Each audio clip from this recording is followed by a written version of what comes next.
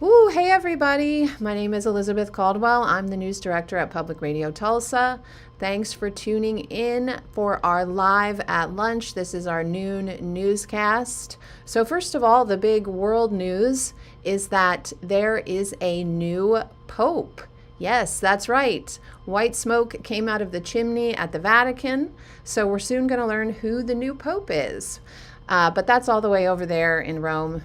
We are in Tulsa. So let's talk about what's going on in Tulsa. I am going to take you through two stories today. So the first one, let's visit our website, publicradiotulsa.org. The first one is by Max Bryan. You can see it on our website, publicradiotulsa.org.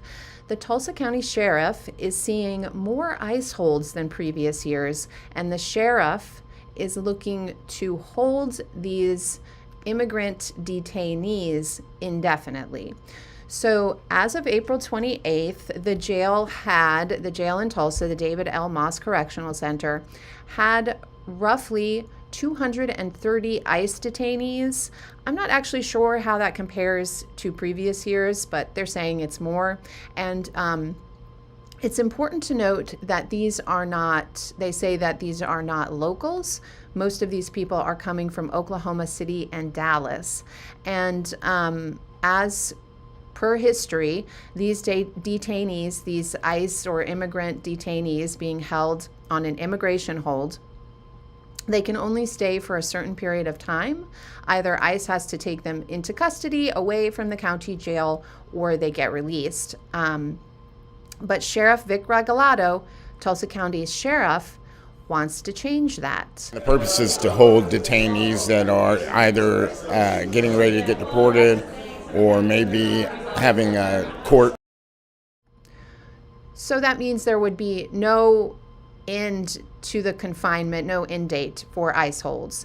And the sheriff is looking to do this just as the Trump administration has faced both praise and criticism around its aggressive overhauls to immigration policy. So one example of a controversial thing that the Trump administration did is they deported more than 200 men to a mega prison in El Salvador without a trial. And the Trump administration has used whether or not someone has tattoos as an indication of whether or not they are in a gang. Not a trial, but whether or not they have tattoos. And sometimes what they think are tattoos, you've probably seen this photo before. So you can see in this photo, here's Trump. He's showing a picture of what he says is a gang tattoo.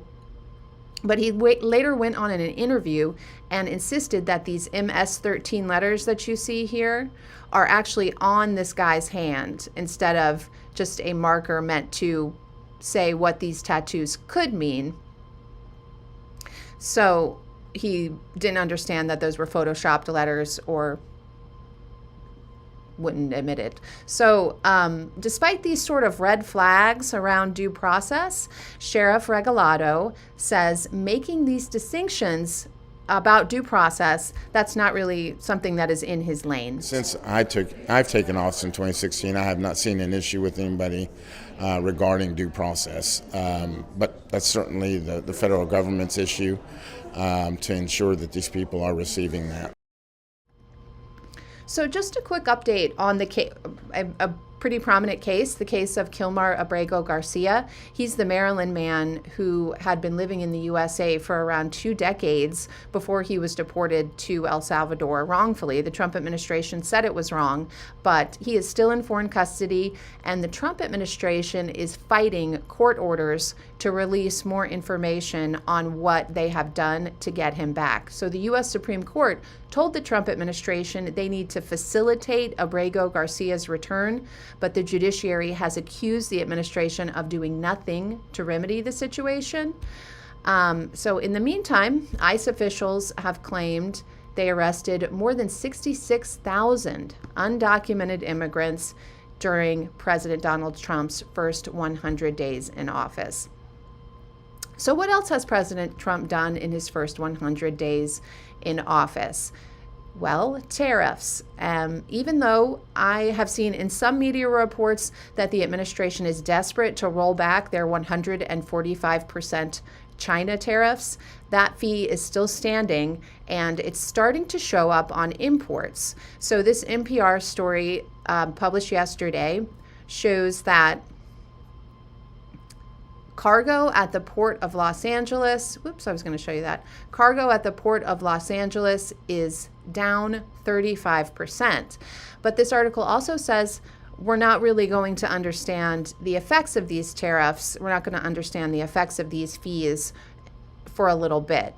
And what if Trump rolls back the tariffs? Will that fix everything? Well, no. This article here on our website, publicradiotulsa.org, from NPR, says there will still be shortages, most likely because shipping schedules are not something that change on a dime. So if you start noticing shortages, email us. Our email is news@publicmediatulsa.org. That's news@publicmediatulsa.org. That reaches the whole news team, myself, Ben, Max, and Zach. And thank you so much for tuning in. And be sure to visit our website, publicradiotulsa.org, and you can tune in on 89.5.